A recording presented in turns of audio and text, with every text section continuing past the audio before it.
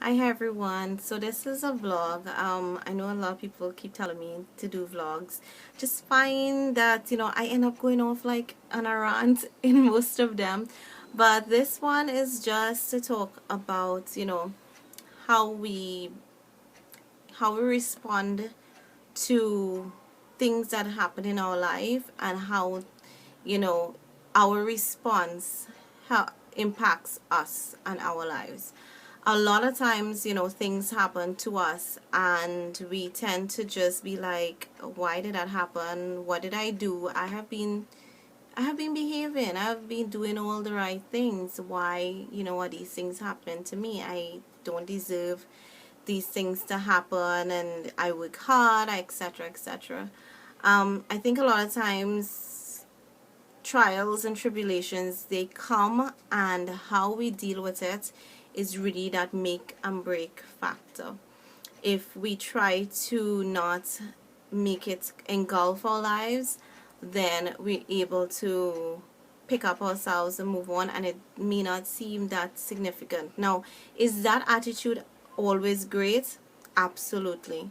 Because people tell me, no, well, certain things happen, and yeah, I can't take it so lightly. Girl, I can't take it so lightly. That is so major. That is so this.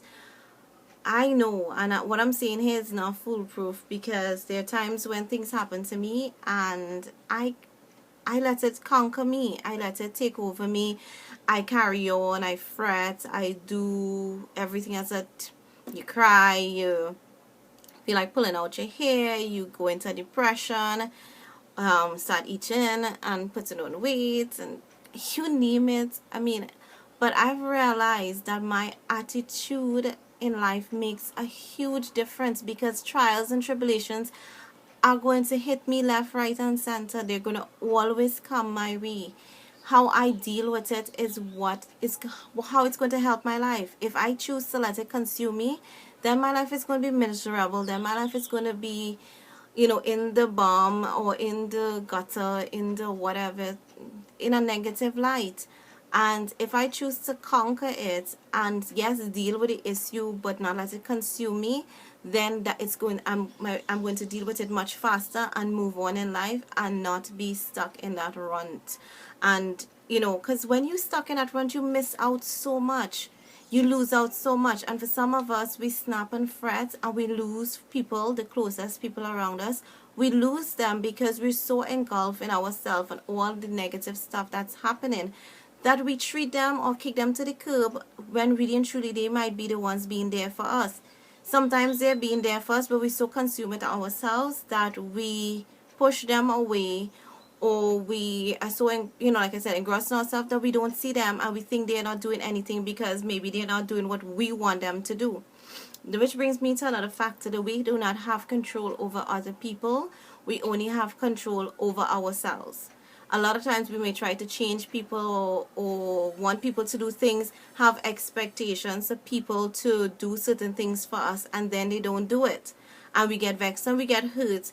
But at the end of the day, we don't have control what other people do. We can maybe ask people to do things for us. If they don't do it, then that might even hurt us, but then you can't blame them, because they have their own lives and they have themselves to deal with. I So then what happens to depending on other people? I try these days not to depend on other people, and just depend on Ruana and go with Ruana. And there are a couple people that are very, very close to me, and yes, I depend on them, but I depend on them, and I try not to depend on them with a whole bunch of expectations, because I don't know what's always going on their end, to know if they can always look out for me, or if they can always do what I need them to do for me. So at the end of the day, I try to be as independent as I possibly can, in terms of not having expectations of other people. I've gotten burned so many times with people. I've had people very close to me who would turn around and do things to me, or I've had expectations that they would look out for me or be there for me in a certain time, and they were just always consumed with themselves. And then I would get vexed and be like, I thought they were my friends. I thought they should have been there for me. And I may have lost friends because I thought that they should have operated different with me. And it's only a couple months ago I realized, hey, you need to stop depending on people or expect people to do anything because they have their lives. I need to work on me and make sure that I am there for me and I do what I need to do for me. So that you can ask somebody to do something, but I don't mean that you have to expect that they do it. That kind of attitude has changed my whole life and changed a lot of things in me, and it started this little revolution in me to change the way I think, change the way I operate.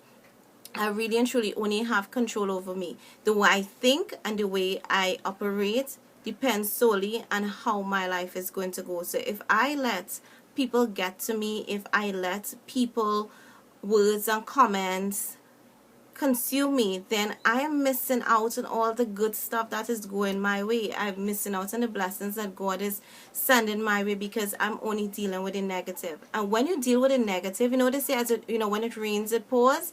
And the reason when it rains, it pours is because you look at things in one mindset. And if you keep looking at the negative things, every negative thing that comes your way piles onto you, and on a regular basis that may very well be the case, but because you're focused on other happy things, some of those negative things just goes by, and then when you're negative and those same things come again, you dwell on it, and so it seems that when it rains it pours.